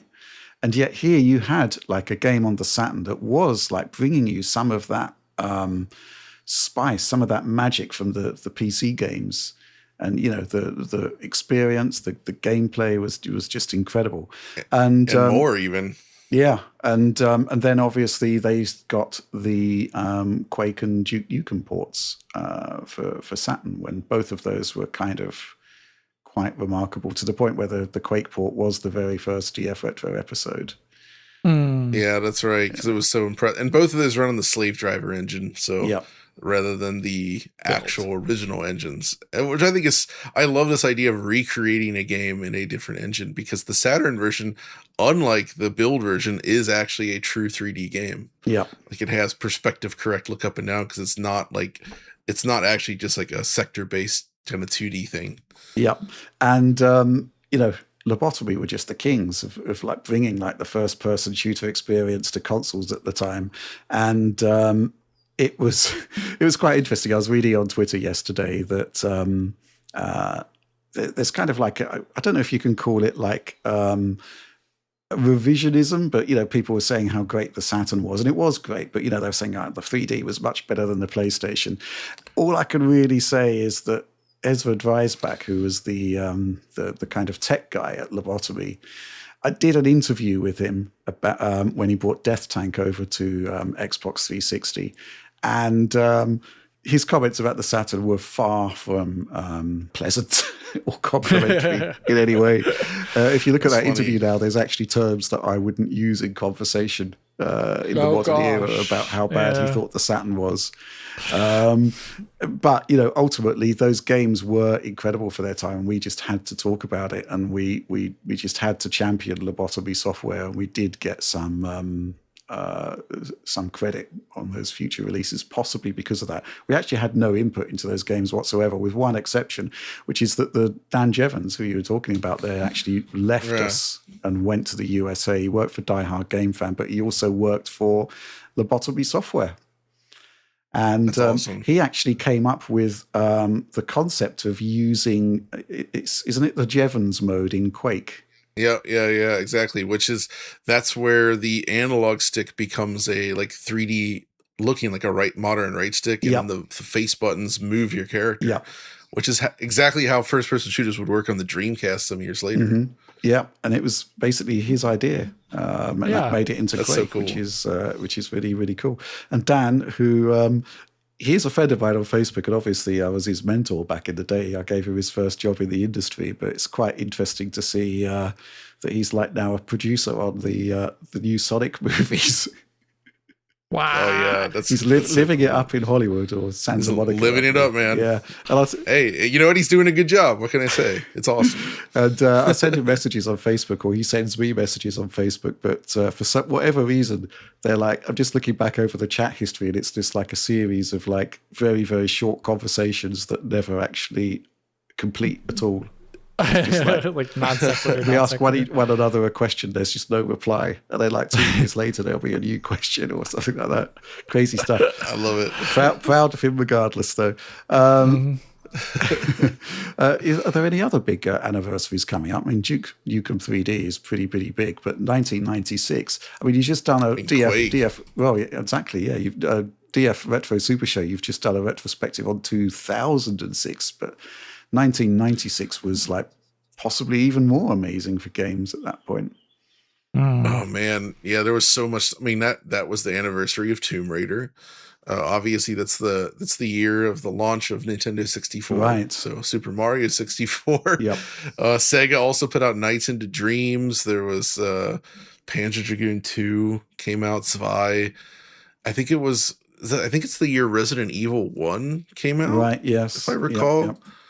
So, man, Virtua Fighter 3 was that year. Yeah. I'm getting a lot of memories coming back now of that particular era. Yeah, amazing games. I think even stuff like Metal Slug 1. Like a lot of the Soul Edge from Namco was there, Command and Conquer Red Alert, stuff like that. Like Tekken 2, which was just crazy, Civilization 2, Wipeout XL. My goodness, there was a lot of stuff this year. Mm-hmm. Man, amazing times. Oh, freaking Pokemon, man! Oh, that's like I'm not really? even That's into a that, but that was 96 huge. year? Blue and red. It Wow, I says didn't. was For some reason, my yeah, mind that said was that was later. 96. It's crazy. Yeah, that was just when the PlayStation era was really sort of starting to kick into gears. But yeah, you're right. There was a huge amount of great stuff on the Saturn. I think VF2 came out in 1996. Maybe the Western launches. I'm not quite sure about that. But yeah, you're quite right about Tomb Raider. I'm just looking into other things there. Christmas Nights. That was great. Yeah, later in the year, exactly. I think it was the following year we gave that away on Sega Saturn magazine. Yep. That was cool. Parappa the Rapper, 1996. It was pretty awesome at the time. Okay. Well, that's it. That's it for the news. Let's move on. Right, so that's the end of the news. Let's crack on with supporter Q&A. Every week I post on our Patreon. I ask our supporters there to comment on elements of the show and to submit their questions for the Q&A segment. Let's kick off by this one from Anxiously Chronoed Figured. Hey DF crew, what is stopping AMD to release an RDNA 4 based SoC for handhelds? It's quite odd. We haven't seen anything out there yet, isn't it? Cheers. Well, that's a good question, isn't it, Alex? Because there have actually been rumours this week from reputable sources that when RDNA 5 SoCs come along, they're going to be at the premium end, and then the rest of them are still going to be RDNA 3.5, which doesn't sound like a great strategy to me. And the question is, why isn't RDNA 4 coming to the iGPU space? I don't know why. I can only think that it just doesn't work out for AMD in some sort of dimension that we don't fully understand. Yeah, I think when I typed this earlier this week into our alt chat, you made a good point about just the node at which they're going to be producing it at would essentially be one of the stoppers, essentially making it a cost viable thing when that part of the SoC is going to be using one of the latest and greatest, which is currently expensive and currently reserved for products with higher margin, maybe. Yeah. So that's probably one of the reasons why they aren't doing it. But I think from a consumer perspective, are people going to be lining up to buy the latest RDNA 3.5 part for a handheld or a small form factor PC? I would argue there's going to be some sort of stagnation in the market, because the thing that will allow it to grow more and bring people to purchase new products in the same category are newer chips that are faster, more power efficient, and offer a greater feature set. And in which case, I don't think we're going to see any revitalization in that part from AMD if that leaked roadmap of RDNA 3.5's future actually does pan out. And instead, I think we'd see greater competition in that market space from Intel, which I'm excited to see now as a result of Panther Lake. And perhaps by that point in time, if we are talking into the 2029 future, maybe we're going to be looking at, maybe that's a little bit too early, or maybe it's the right timing for the Nvidia Intel partnership and or Nvidia's own game there with ARM-based processors. Yeah. So yeah, the landscape as we understand it at the moment is that currently we're still on RDNA 3.5 on SoCs. That's going to persist for this year, certainly. And then going forward in future, the rumor from, I think it was Kepler L2, I might be wrong there, but strongly indicates that RDNA 5 will be on sort of premium level mobile graphics, and RDNA 3.5 will continue still further into that era on kind of more cost efficient iGPUs, mobile processors. So it does mean that RDNA 4, similar to RDNA 1, just won't ever come to integrated graphics, which is a bit of a shame. And it still leaves this huge, massive gap for a really decent upscaler for RDNA 3.5. And I do think that, it is probably the case that AMD probably want to just jump ahead to RDNA 5 and then, just sort of continue to support RDNA 3.5. But, big questions need to be asked about why they aren't bringing a decent upscaling technology to RDNA 3.5, because we know they've got one. That's the crazy thing. FSR4 does have an Int 8 version, which, it's a bit heavy. The quality isn't quite as good, but it's better than FSR3 for sure. So I think the sort of answer to anxiously chrono-triggered question there is basically we don't know, and there's likely reasons within AMD that make perfect sense, but we just don't have visibility on them. And in the meantime, it is interesting to see, as you quite rightly pointed out, Alex, that Intel is back in the mobile space. They've got fantastic products by the look of it. So I do wonder what's going to happen there. Do you have any thoughts on this, John? I think they're just busy making the new Sony handheld. Obviously, they don't have time for this. They got to get that new thing done. I mean, what John is saying is somewhat reasonable in the aspect of regards to RDNA 2, and actually most of their GPU architectures, the biggest different ones that are the most different than the past tend to actually debut with consoles. Right. So maybe this is an instance of them reserving that production capacity of that architecture to a console that's going to be coming out, and then bringing it out to PC shortly thereafter. Maybe like with RDNA 2 was like. Interesting. Yeah, but it is basically a big don't know. Certainly going to cause them problems with the competition hotting up, though. And of course, as I said, we still haven't had any sort of indication of how Nvidia is going to fit into this with their ARM-based processors, which we'll be using like Blackwell, which is like pretty much the best architecture they got at the moment. Fascinating times ahead, I think, for mobile graphics. Let's move on. This question from Alan, the infamous, brilliant Alan from the Discord. Hi, guys. What are your thoughts on the rumors that Rockstar won't release a physical version of GTA 6 at launch to prevent leaks? The game is going to be too large for one disc, so why not just include a play disc in the box and require the game data to be downloaded? I know this isn't ideal, but it's better than waiting weeks or months after release. They should also do something to stop scalpers from getting limited/collector's editions. For example, requiring you to buy from the PlayStation Store so it's limited to one per PSN account, as they did with the PSVR 2, for example. John, what do you make of this? I'm not quite sure I fully understand the second part of the question. But the main headlining rumor that did seem to come from a reasonably accurate source was that we could be waiting like weeks or months for a physical disc version. I guess the question is the extent of how valuable or useful that disc is going to be if it won't actually fit on the data won't fit. Well, I'm not. So obviously, I think it's silly to say that they're worried about leaks in regards to this physical media. If they just did, and this isn't good, but if they did, like Alan suggests, and essentially require a download to play it, then there's no big deal there anyway. Yep. Though, again, it would be nice if they could include the full game in the package. I don't see why they would delay this, though. Maybe this is going to happen, but this seems extremely silly to me because this is going to sell like crazy, but they want every sale they can get. And even if physical doesn't make up the majority, it still makes up something. And with a game this big and this expensive, like, why would you want to like prevent any customers from wanting to jump in on day one? Yeah, it's crazy. I don't know. Right? Like it just doesn't, especially a game like this, like you want it everywhere, right? Like it will sell, but like they need to make back that money, and they spend a lot, like billions on this game. It's ridiculous. It's like just put it everywhere you can. Like just blow it out, make it accessible to everyone in any format they choose.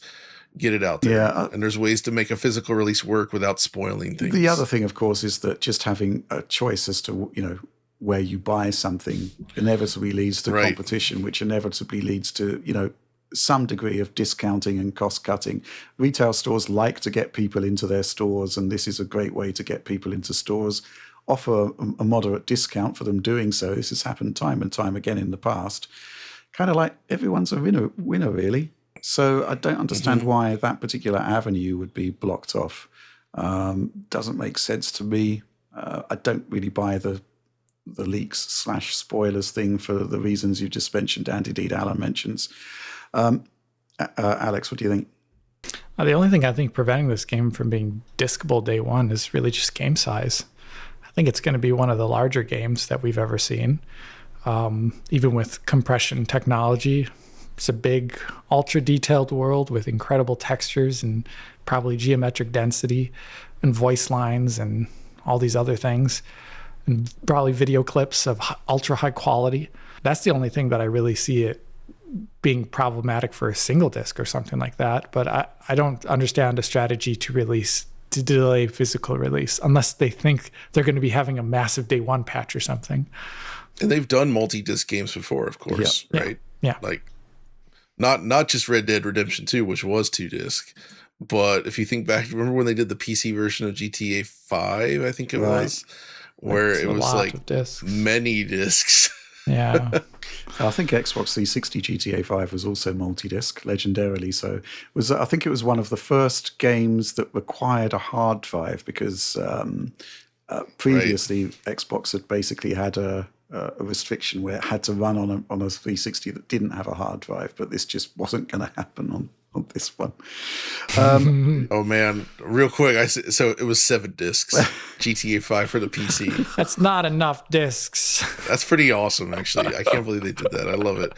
If a company was willing to do this, like, come on now. It's 7 DVDs, too. Those cowards should have released it on CD. That's all I have to say. Yeah. It does remind me of those games that used to ship in the 90s with an enormous amount of floppy disks. Are you talking about was it like Word 97 shipping on floppy too? Is it like 50? Crazy stuff. I think Windows 98.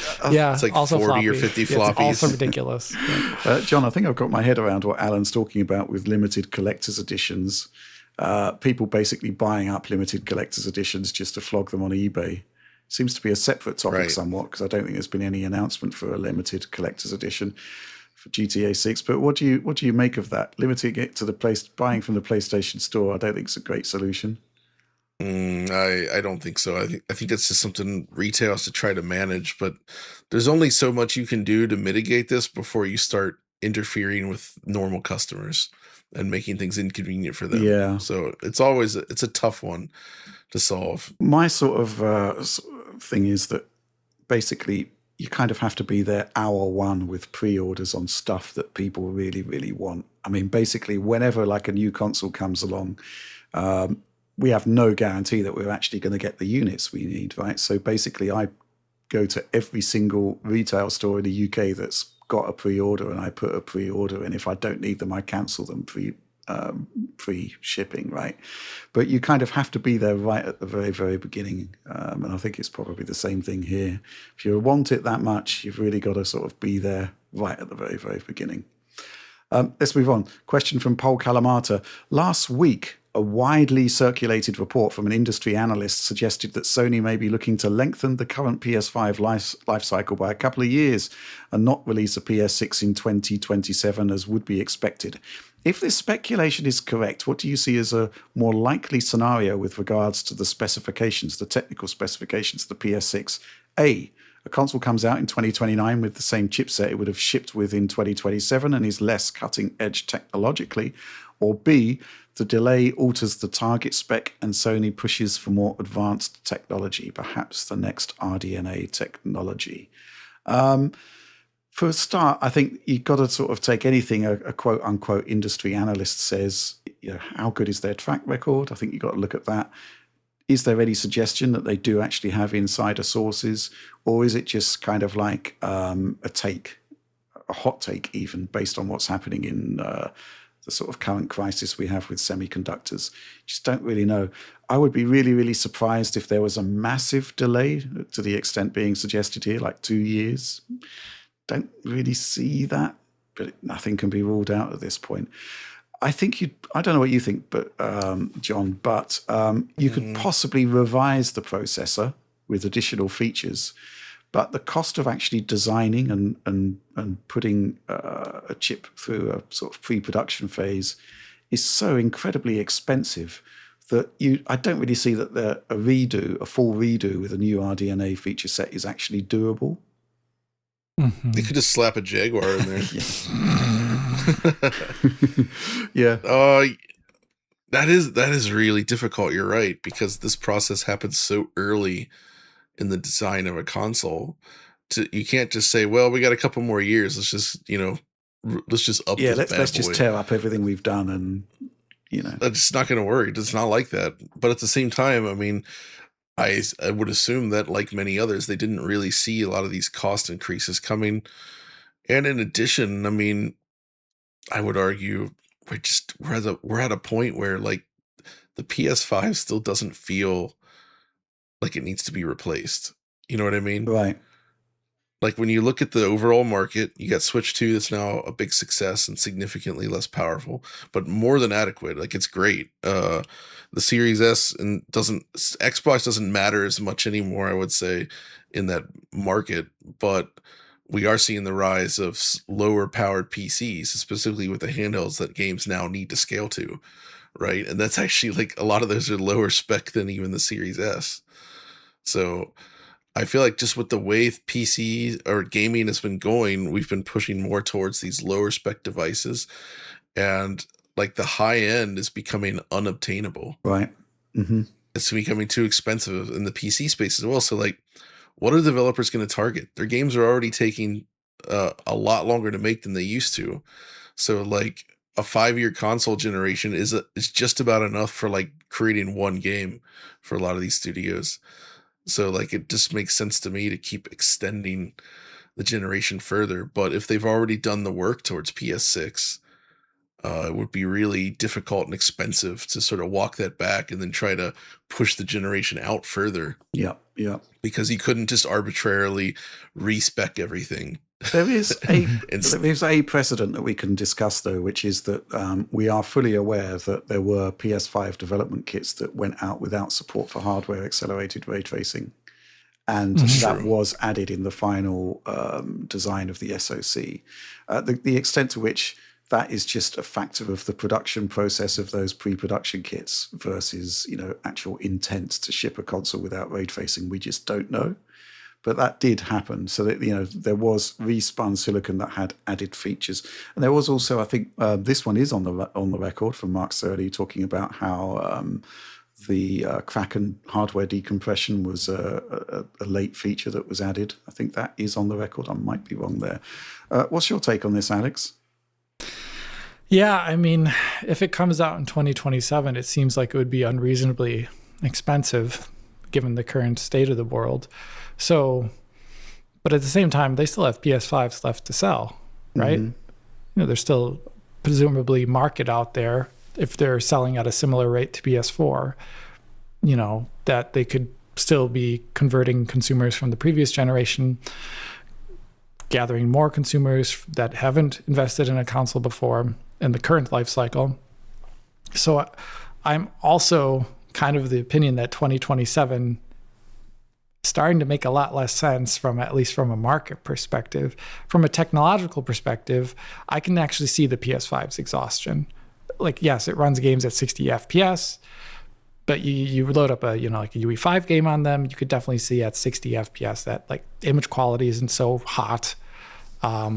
If you go to a PC and you have a game that has path tracing on, you can see that there's very easily you can see those differences. You don't have like native support for frame generation, which I think is a kind of a killer feature over time. It's getting to become more of a killer feature. And those are things that you maybe, if you're an enthusiast, you can start seeing those differences. And at the moment, Sony doesn't offer a product to quench your thirst in this category. The PS5 Pro is like a mid-step, but doesn't go all the way. And if they want to maybe prevent conversion to PC, which is already really expensive anyway, when you get up there, maybe they would want to release it earlier at a higher price to just convert the ultra enthusiast. Right. I don't know, but even then, it still sounds very expensive to do that. Yeah. Okay. Well, let's move on. We got this question here from Matt Skolnick, and basically it's a continuation of what we were just talking about. What do you think cross-gen PS6 titles will run at on base PS5 and on the Pro? I'm happy with my base PS5, but I'm worried new games will be capped at 30 FPS. I think there's actually a really good reason to be worried about games being capped at 30 FPS, because if you look at like the history of cross-generation releases, there are necessary cutbacks that need to happen, right? So, if you're going to be pushing for 60 or even 120 on PS6, it kind of makes, and you've got access to stuff like frame generation, you've got access to, fantastic features like past-facing, ray-tracing, it just kind of makes sense to pare back everything for the last generation systems. That's not to say that the games are actually going to be bad as such. 30 FPS, people, there was entire console generations where the majority of the releases came out at 30 FPS and people kind of lived with it. I do think that, reducing frame rate is probably going to be one of the vectors that developers use to make games scalable. It just makes sense, right? You've only got a limited amount of compute versus the higher end device. You've got to make cutbacks in several regards. So I do think that probably will be, reduced resolution, reduced frame rates. There will be reductions in ray tracing fidelity. There won't be past facing. It will be stuff like that, right? The extent to which you feel you're missing out on something, it's going to vary from person to person. But I do think we are going to be looking at this super extended cross-gen period. What do you think, John? Yeah, I think we are looking at super extended cross-gen period, and I think it makes sense. It's just the whole business has changed, right? Mm-hmm. With regards to this stuff, and the games now they take so much longer to make, they're more expensive, and they do need to scale across a wider range of hardware. The days of just being like, all right, here's this new hardware and we're making this game specifically only for that, it's not realistic anymore, by and large. And so as a result, it doesn't make sense to leave anyone in the dust at this point so quickly, unless you actually are doing something that it would push beyond what that machine could do. And that's usually only feasible financially if you're a first party team, right? Because then, Sony or whoever, Nintendo, they can essentially fund that and be like, all right, this is used to sell the machine. But for third parties, it doesn't make any sense. So as a result, I think they're just going to continue to go where the users are. Yeah. Yeah, but it's better than it's ever been, right? Like if you look back, like the cross-gen from PS4 to PS5, it's been largely pretty good, and PS4 versions of games are still pretty good, I would say, versus the PS3 to PS4 era, where PS3 versions of next-gen games were usually really, really, really, really bad. With a few exceptions, especially on the 360 side, where you had like the Rise of the Tomb Raider port, for instance. And so we got that occasionally, but by and large, that cross-gen period was terrible. Yeah, I think this cross-gen period has been relatively a whole lot better. Exactly. Principally because there's commonality in the designs from last gen to current gen. Alex, I mean, this is basically the story of scalability, which has been a PC thing since the year dot, right? So where do you see this landing? Well, I actually think there will be not that many 30 FPS titles given the current course of things, just because I see games like Arc Raiders or Battlefield come out, or High Guard, whatever. We didn't talk about that yet. High Guard. But, I see these games where the game's making a lot of headlines and they're blowing up in the market. They're doing really well. They're 60 FPS titles. And the broad majority of users are going to be on a PS5 like machine, either on PC or on PS5, right? And I think a lot of developers would be afraid of the negative backlash of having a game that, by necessity of its, being a more complex beast, having to target 30 FPS. I think there's a lot of negative backlash against games that are 30. And I'm not sure a lot of developers would want to stand up to that media scrutiny or that community scrutiny. So I think they would maybe avoid it, excluding some titles. I think things like GTA 6, I still think it's going to be 30. And I think the PS6 version is going to be the 60 FPS console release. And, I think there's going to be a couple other titles that are going to go that route just because that's their remit. I think something like, if it ever comes out, Marvel 1943, I could imagine that being a 30 FPS title. There's certain titles that are going to be that like cinematic, ultra blowout, AAA, highest headline game that's gorgeous. and then people kind of put up with the 30. But I think for the most part, a lot of people are just not going to be playing a lot of 30 FPS games unless it's the latest, hit jank machine game, like an Ark. What is the name of that game? The Ark series, Ark Survival Evolved or whatever. People play those kind of janky games at 30 because they like this experience regardless of the janky frame rate, right? But I think a lot of people, when it comes to like a highly polished new release, they are looking towards 60 or at least as close as possible. Yeah, I get what you're saying. I still think there will be a lot more 30 games, but you look at like the Witcher 4 tech demo that was running on a base PlayStation 5. You can see how it's running at at 60 frames per second because, the image quality is actually very, very soft. So presumably there's quite a low internal resolution there. But you can also see how a PlayStation 6 version would side by side look a whole lot better. Yes. So maybe that's the route forward. Maybe I'm being a bit too pessimistic. We just need to wait and see. Let's move on. Final question, this one from Regardless. Hello, gents, exclamation point. You already talked about your high expectations for AMD's next-gen GPUs, which will likely offer exciting improvements. What are your expectations for NVIDIA's 6000 series? Modest 15 to 20% improvement in general, and an absurdly high-priced 6090 for a plus 40% increase over the 5090.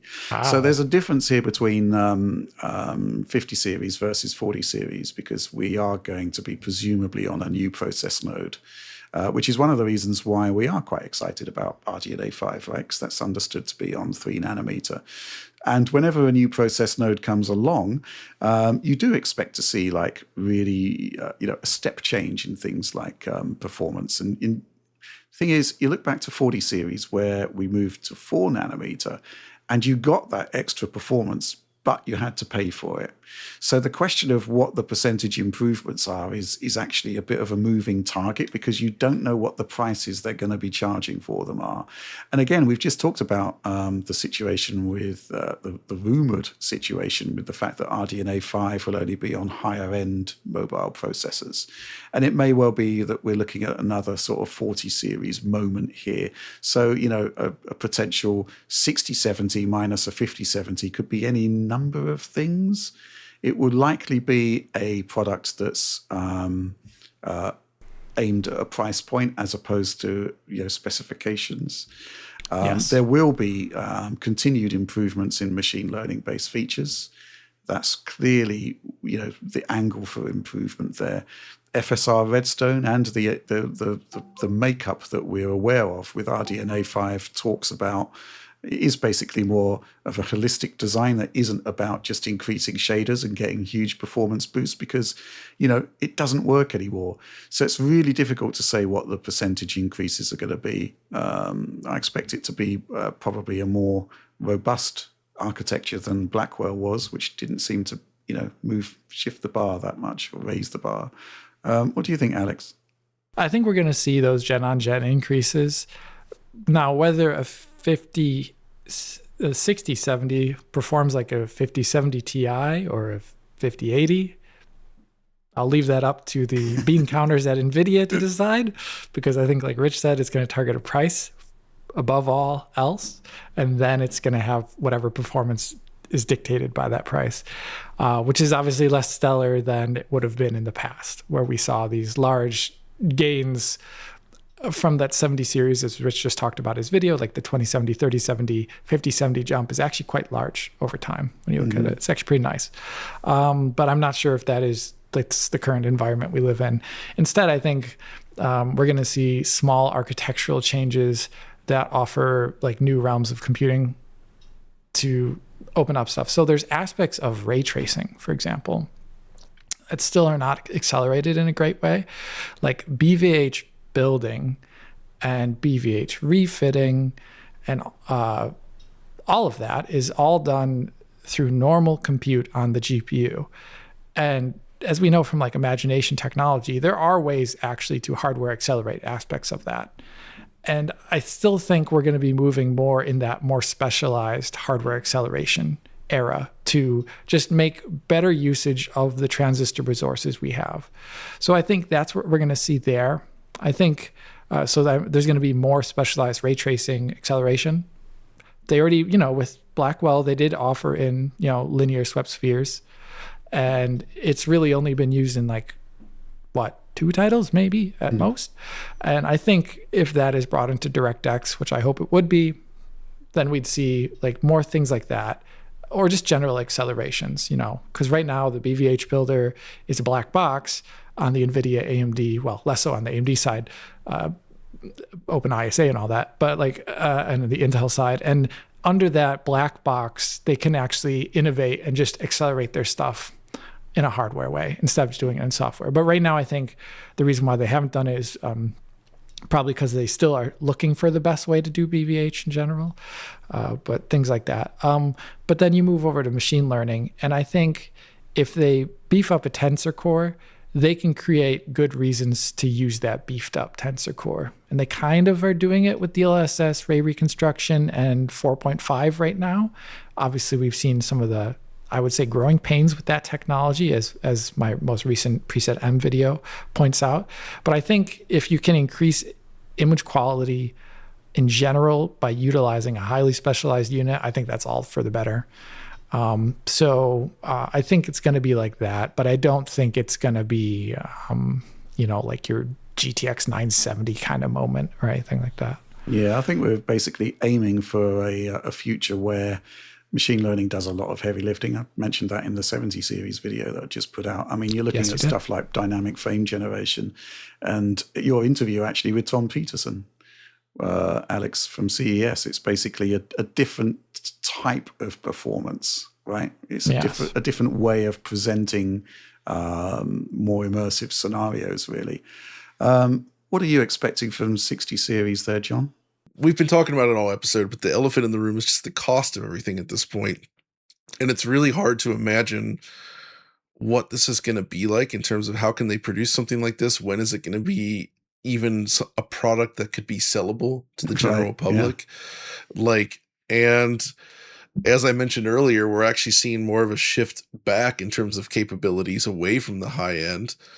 Like, this is just essentially like adding like an absurdly high ceiling over already existing GPUs. So I think the best case for something like this would be those users that are pushing very high spec displays maybe and need really, really absurdly high resolutions. And it's basically a way to get no compromised, best possible resolution. It's in today's market, something like a theoretical 6090 would be a bottleneck remover is how I would describe it, right? So you have this, and the GPU is no longer a bottleneck, no matter what, for like X amount of time. And that's kind of always been the thing, but especially now. So which would just shift the bottleneck back to the CPU and other things about your PC build. So of course I'm always interested in seeing more powerful hardware hitting, but I don't think it's in today's gaming market it's that useful per se. But I would be curious to see what they would do with it and what this would actually bring to the table. And maybe Nvidia has been known to surprise us, right? That's the thing. It's like, we can't, if it was just more of the same but faster, that's not the most interesting thing. But if there's actually some like really impressive new features and things that we didn't see coming, then maybe it actually is something that would be super, super interesting. Yeah. We'll see. Yeah. I don't really know how it's all going to play out, but cost is going to be a hugely important thing. Yeah, exactly. I just don't see how they get out of this right now. It's a problem. Yeah, I do think the notion that, actually just bringing all of those new DLSS features to existing GPUs is actually, going to turn out to be very, very good going forward.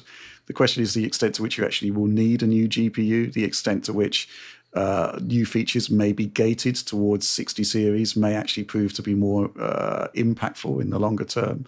Yeah, it's super, super tricky. I think the thing that I took away from the 5090 launch is that basically the 4090 was already so obscenely powerful that, I didn't actually feel as though I got a game-changing experience from the 5090, even though it is actually, 25 to 30% faster. We actually sort of reached the point where games are not scaling to require that much GPU horsepower. And if they are, it's actually because they're not particularly well optimized, or there's crazy things going on, like the Outer Worlds 2 maxed out settings, for example, where it just didn't really make sense. Any final thoughts on that, Alex? Yeah, I have a question for you, Rich. Is the RTX 6060 an 8GB GPU? I shudder to think at this point. I know, but all signs are pointing toward it at this moment in time. Well, as much as I hate it. Here's the thing that sort of I've sort of been noticing. Right, obviously inflation is a thing, right, and that we've had a massive inflationary spike. The 60 series though has always, the 3060 was actually a $330 card. The 2060 I think was $349. And today's 5060 is $299, and it's pretty much stayed there, right? Even with all of the crazy stuff that's going on. I think that's kind of a good thing, but, there's no such thing as a free lunch, and the thing that we're missing out on is the memory, right? So we have got this weird, it's like when I'd compared the 2080 Ti to the 5060, you actually can get nigh on identical results with the 5060, but anything that requires more than 8 gigabytes of RAM, and suddenly it's a completely different story. I think we are moving into this period, unfortunately, where if you want nice things, you're going to have to pay extra for them. And the kind of the 30 series hook was basically, we've got this gigantic performance increase for the same price or less. Or a lot less. Your 3070, for example, was basically 2080 Ti performance at that point. Those days are behind us now. I just think there could have been a much better explanation from vendors as to why that was happening when 40 series came out with those pricing adjustments that upset so many people. And I still go back to that interview that we did with Microsoft back in 2020, where they just upfront said, look, we can't cost reduce an Xbox Series X. That's why we're doing Series S. If there was an equivalent pre-40 series where it was like, look, this is the situation with how much it costs to make a GPU, and this is why we're going to have these prices, then it might have landed a bit better. But it was just literally Jensen popping up and saying, the days of having super high bumps in performance and a lower price, they're gone. Almost a kind of like deal with it sort of take on it. I don't think that was particularly great. With that said, though, 40 series sold huge amounts. That's the crazy thing, though. That's the crazy truth. And I think we are reaching a sort of point where actually people are really invested in gaming and will pay more for quality components. And there are still cheaper options. They're just not as good as they used to be in terms of like incremental bumps. But that was the last question there for the end of the show. So please do like, subscribe, share on the off chance you enjoyed it. Ring bells for notifications for you and potentially completely made up algorithmic boosts for us. But yeah, patreon.com/digitalfoundry. Support is a very real positive thing for us, so please do consider that. And store.digitalfoundry.net if you'd like to examine our merchandising wares. But that's all from us for this week. Thanks for watching and supporting Digital Foundry, and inevitably we shall see you next week for the big 250th episode of the show. See you next week.